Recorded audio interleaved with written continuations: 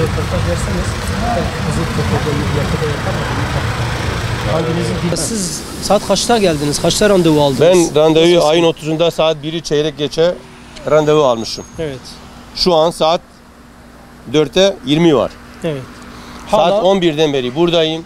Hala aracım içeride çıkmamış. Yani ortalama 5-6 saatimi ben bu süreyi buraya harcıyorum. Boşu boşuna. Kaç saat daha buradaysanız belli değil. Orada bir şey çıkar mı çıkmaz mı belli değil. Evet. Memur çalışması az.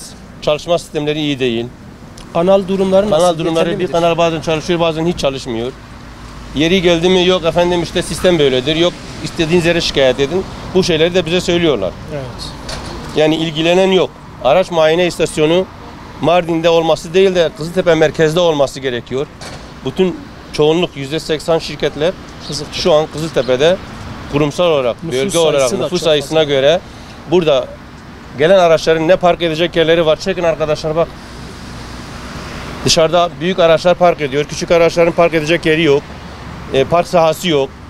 Artı egzoz ölçümü dışarıdaki servislere göre daha pahalı yapıyor.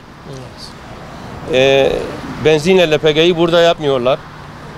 Dizelli tek yapıyorlar burada. Ücret çok. Evet. Ücret de fazla değil mi? Benim Çünkü motorumu indirmiyor. Yok, evet. İçeride araba motoru Parça tamir. Az önce ben söyledim sanki kafa bulurmuş gibi. Abi dedim enjektör ayarı yapıyor musunuz? Yok abi ne enjektör diyor. Yani 1030 TL mi? 1530 TL 1530 o para ödedim ben. Ara makbuz bendedir. 1530 valla yüksektir. Çünkü normal bir parça değişimi de yok. Hiçbir şey yok. Bir tamir de yok. 10 dakikalık bir servisten geçeceksin. Bir tamir yok, bir şey yok. Evet. Sanayi işi değil. Artı bizim şikayetimiz muayene istasyonunun burada olması değil de Kızıltepe'de olmasını çok istiyoruz. Çünkü şirketlerin %90'ı Kızıltepe'de.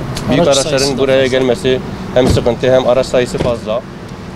Biz burada bunun kalkmasını değil de başka bir tane daha yapılmasını istiyoruz.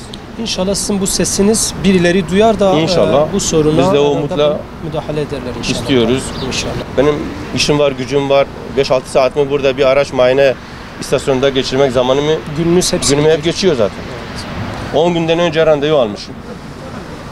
15 günün bulanlar var diyor. Yani ben ayın 20'sinde randevu almışım. Bugün ayın 30'u bana vermiş adam. Artı yani çok sıkıntılar çekiyoruz. Evet. Hocam durum nasıldır? Siz de araç muayene istasyonuna geldiniz. Muayene için. Çok ama gidiyoruz. Sabahtan beri biz burada bakıyoruz. Saat 9'a kadar bakıyoruz. Neden gelmişsiniz? Şu anda saat 4'ü geçiyor. 9'a kadar bekleyeceksiniz. Yani ortalama senin 9 saat. 9 saat. Nereden geldiniz? Kızıltepe'den gelmişim. Talebiniz nedir bundan? Talebimiz efendim Kızıltepe'de de bir tane istasyon yapılmasını istiyoruz. Sizin talebiniz nedir? Millet zor duruma düşüyor. Sabahtan bekleyenler var. Hava soğuktur. Hava soğukta bekliyoruz. Muayene şeyini de veriyorlar mı? Yani sıra olarak kaç günde sıra alabildiniz? Ben 15 gündür sıra almışım. 15 gündür sıra almışım. Ve yine zamanında geldiniz. Yine de 8-9 saat bekleyeceksiniz.